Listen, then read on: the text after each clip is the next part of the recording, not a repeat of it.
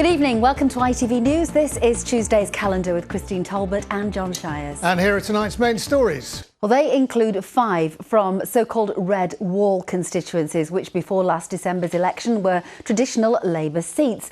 Adam Fowler has been to Hatfield in the Don Valley constituency, which was one of the Labour seats to fall. Well, joining us now is the MP for Don Valley, Nick Fletcher. He's one of those Conservatives who helped take down Labour's so-called red wall. He's also one of the MPs who signed that letter. Can I ask you whether alcohol or drug related being cut off from the help that they were getting to try and beat their addiction has seen many sufferers finding it hard to cope?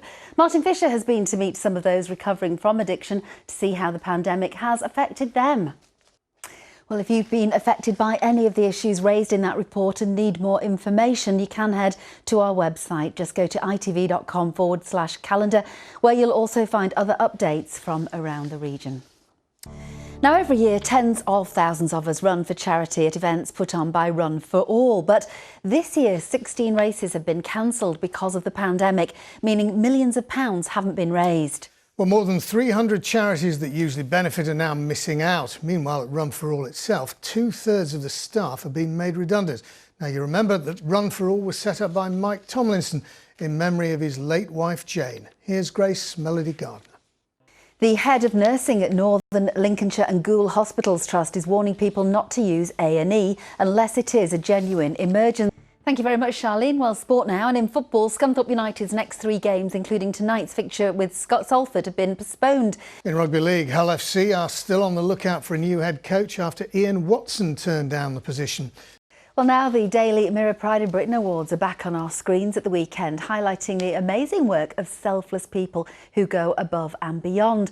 But of course, this year will be different. No red carpet, no swanky event in London. But the show does go on. Well, earlier, John spoke to its host, Carol Vorderman, and started by suggesting that if ever there was a year to celebrate unsung heroes, this is surely it. Now, throughout Black History Month, we're celebrating the contribution made by people of colour to the region as part of our Black Voices in Conversation series. And tonight we're hearing from a former RAF officer who served for 30 years and was recognised with an MBE after he arrived from Jamaica in 1955. Well, he and his wife eventually settled in Lincoln, and one of their sons went on to become a Hollywood star. Victoria Whittam takes up the story. He certainly has. Now, quiz question, Christine. For what role was Sydney's son, Colin, most famous in Hollywood?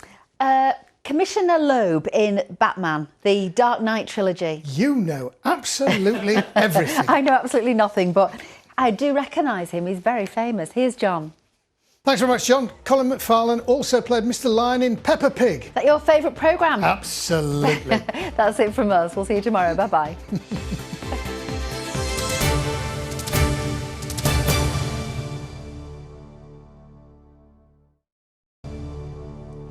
Hello and welcome to ITV News. This is the late update from Calendar.